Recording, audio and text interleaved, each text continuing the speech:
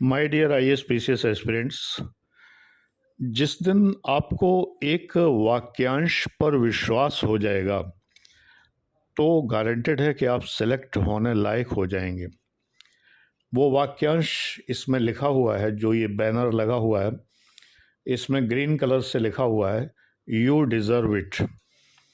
आप इस योग्य हैं। किस योग्य हैं? असली बात तो इस शब्द में है, यू डिज़र्व इट। ये इट क्या है? यानी आईएएस पीसीएस, सिविल सर्विसेज, आप इस योग्य हैं। जिस दिन आपको ये समझ में आ जाएगा कि इस योग्य कैसे हैं, इस योग्य बनने की योग्यता क्या है, जब आपको ये समझ में आ जाएगा तो आप डेफिनेटली आईएएस पीसीएस बनने के लायक पक्के तौर पे हो जाएंगे और बन भी जाएंगे, ये गारंटेड है। लेकिन पहले ये पता तो हो कि इस योग्य का मतलब क्या है। यू डिज़र्व इट में इट क्या है, ये आईएएस पीसीएस होता क्या है। आपको निर्णय लेने होते हैं, डिसीजंस लेने होते हैं, जनता का सामना करना होता है, जनता से मुखातिब होना पड़ता है, भीड़ से मुखातिब होना पड़ता है, भीड़ को कंट्रोल करना पड़ता है, एक बहुत बड़ा ऑफिस संभालना पड़ता है। साधारण तौर पर कलेक्टर अगर आप हैं, डिप्टी कलेक्टर हैं, तो एक नहीं कई ऑफिस संभालने पड़ते हैं। एक कलेक्टर करीब करीब 30 से लेकर 35 तक संस्थाओं का अध्यक्ष होता है और ज़िले के सभी विभागों का मुखिया होता है। तो इतने सारे ऑफिस संभालने होते हैं, उनके कर्मचारियों कार्मिकों का नियंत्रण करना होता है, कम्युनिकेट करना होता है, नेताओं को देखना होता है, प्रधानमंत्री के प्रति सीधा मुखातिब होता है, वो राष्ट्रपति द्वारा सीधे अपॉइंटेड होता है, राष्ट्रपति के शक्तियों का प्रयोग करता है इमरजेंसी फंड के द्वारा, कंटिजेंसी फंड जो होता है, यानी बहुत सारा व्यय ऐसा होता है जो कलेक्टर अपने हाथ से करता है, जो राष्ट्रपति की शक्तियों का प्रयोग करता है, कंटिजेंसी फंड का प्रयोग करता है। उसके हाथ में, कार्यपालिका के हाथ में कोरे चेक की तरह, ब्लैंक चेक की तरह वो शक्ति होती है। कितना भी पैसा वो निकाल सकता है, खर्च कर सकता है। इवन बहुत सारी धनराशि का तो ऑडिट भी नहीं होता, यानी कि महालेखाकार जो हैं, CAG, controller and auditor general, उसको ऑडिट भी नहीं करते कि किस में खर्च किया गया, किस में नहीं किया गया। ऑडिट से परे होता है।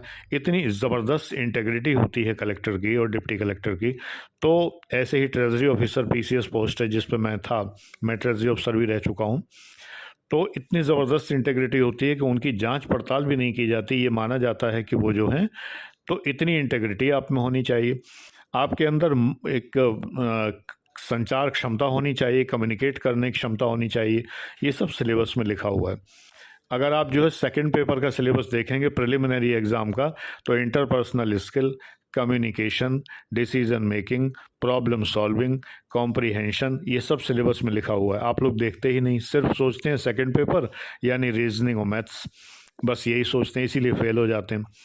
ये सब चीज़ मुख्य गुण हैं, ये इट में आते हैं। यू डिज़र्व इट, आप इसके योग्य हैं। किसके योग्य हैं? इन सब चीज़ों के। आपको इंटरपर्सनल स्किल आनी चाहिए, कम्युनिकेशन आनी चाहिए, डिसीजन मेकिंग करना आना चाहिए, प्रॉब्लम सॉल्विंग करना आना चाहिए और कॉम्प्रिहेंशन आना चाहिए।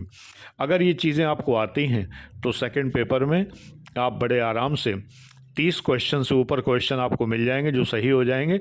28 क्वेश्चन अगर आपके सही हैं तो सेकंड पेपर क्वालिफाई हो जाता है।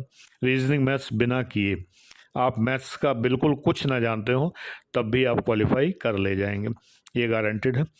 मेरे सभी बैचेस में रीजनिंग मैथ्स नहीं पढ़ाता, मैं ये सब चीज़ें बहुत विस्तार से पढ़ाता हूँ, जिससे आपको बहुत मज़ा आता है। ये बड़ी इंटरेस्टिंग चीज़ें, रीजनिंग मैथ्स की तरह बोरिंग चीज़ें नहीं हैं। ये सारी चीज़ें बहुत इंटरेस्टिंग हैं, इनको पढ़िए। इनको जब आप पढ़ेंगे, सारी किताबों में होती हैं, ये जितनी भी सीसेट की किताबें हैं सब में होती हैं। मनीष रंजन की इंग्लिश में किताब है सीसेट की, आईएएस है मनीष रंजन, बहुत अच्छी किताब लिखी है उन्होंने। वरना अरिहंत की किताबें हैं सेकंड पेपर की, फर्स्ट पेपर की, उन किताबों से पढ़िए तो आपको समझ में आएगा। लेकिन असली चीज़ ये है कि पढ़ाने वाले की योग्यताएं आपको पता होनी चाहिए। पढ़ाने वाला जो है, अगर उसकी योग्यताएं हैं तब तो आप निकल पाएंगे, नहीं तो ना वो निकले कभी, हर बार एक नंबर से रह गए, का झूठ बोलते हैं, और ना आप निकलते हैं। सबसे बड़ी बात ये है। तो इसलिए अपना गुरु सतर्कता से आपको चुनना चाहिए।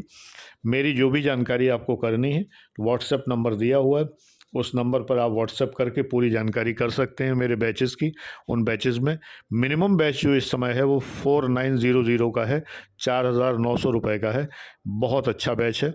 इतना इसमें दिया गया है कि आपके रजिस्टर भर जाएंगे और आप कहेंगे कि इतना तो मिल ही नहीं सकता था इतने कम पैसे में। Thank you.